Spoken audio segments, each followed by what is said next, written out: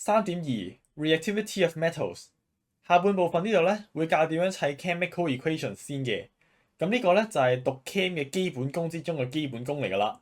咁希望大家都多啲花時間去諗明佢，練熟佢。咁 word equations 咧，你哋喺讀 science 嘅生涯都應該接觸過唔少㗎啦。例如冇耐之前1.3課講 Lime cycle 嘅時候有提及過嘅 reactions 啦。例如初中學 photosynthesis 嘅時候，入邊 carbon dioxide 加 water 出 glucose 加 oxygen under sunlight 之類。但係咧，我哋大個仔大個女啦，我哋咧會開始用 chemical equations 咧去取代 word equations，用符號去取代文字。咁好似右上角呢一個 calcium carbonate，我哋會寫做 CaCO3；右下角呢一個 calcium oxide，我哋會寫做 CaO。咁點樣將文字轉做符號呢？回想翻2.3上半啦，我哋講過 ionic compounds 由 cation ion 同 anion 組成嘅，都有一個表格放咗喺最後嘅。咁而家拎翻出嚟啦，用左邊呢幾個 compound 去做示範。Lead-2 oxide 有 Lead-2 ion 二正嘅，有 oxide ion 二負嘅。咁兩個正對兩個負啱啱好，一個 Pb 一個 O， 咁就 PbO 啦。Calcium hydroxide 有 calcium ion 二正嘅，有 hydroxide ion 一負嘅。咁兩個正對一個負唔啱數，咁就用兩個 OH 負去砌掂佢 CaOH2。最後啦 ，aluminium sulfate 有 Al3 正，有 SO4 二負，咁就兩個 Al3 正，三個 SO4 二負，六個正對六個負 Al2SO43 啦。識得砌 ionic compound 之後咧，就嚟做 chemical equation 啦。咁我都係用翻嗰三個 compound 做例子嘅啫。第一個 lead metal burns with oxygen in air to form lead-2 oxide。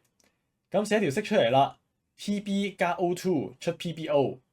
但係你會留意到咧，左邊 input 嘅係一粒 Pb 兩粒 O， 而右邊 output 出嚟嘅係一粒 Pb 一粒 O， 咁就唔平衡啦。所以我哋咧就要 balance 條 chemical equation。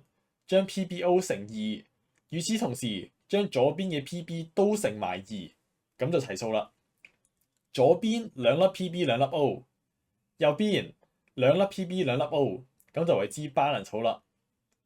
第二個例子 ，calcium metal reacts with water to form calcium hydroxide and hydrogen gas， 都係照寫個 chemical equation 出嚟啦。咁數一數左邊一粒 Ca 兩粒 H 一粒 O， 右邊一粒 Ca 四粒 H 兩粒 O， 咁差咗兩粒 H 一粒 O， 所以我哋咧就將左邊嘅 H2O 乘2啦，咁就兩邊數量啱啱好 balance 咗。最後就到 aluminum metal reacts with sulfuric acid to form aluminum sulfate， 原理都係一樣嘅 ，Al 兩倍 ，H2SO4 三倍 ，H2 三倍。咁你哋可以試下唔同嘅組合去練習一下啦。接住落嚟到 ionic equations 啦。ionic equations 同 chemical equations 嘅分別咧，就係在於 ionic equations 度，你會將啲 ionic compounds 咧拆做 cation ions 同埋 anions 嘅，然後好似做數咁樣咧，將左邊同右邊重複嘅嘢約咗佢。例如呢度 CaCO3 加兩個 HCl 出 CaCl2 加 CO2 加 H2O。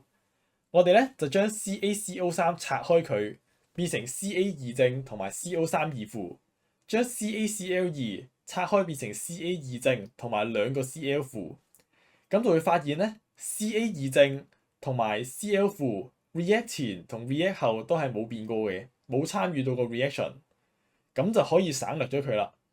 咁最後咧，我哋就可以得出 carbonate reacts with acid to form carbon dioxide and water 啦。最後講埋 displacement reaction 啦，咁上堂3.1都講過嘅，懶人包咧就係 reactive 啲嘅 metal 中意做 ion，unreactive 嘅 metal 就中意做 atom。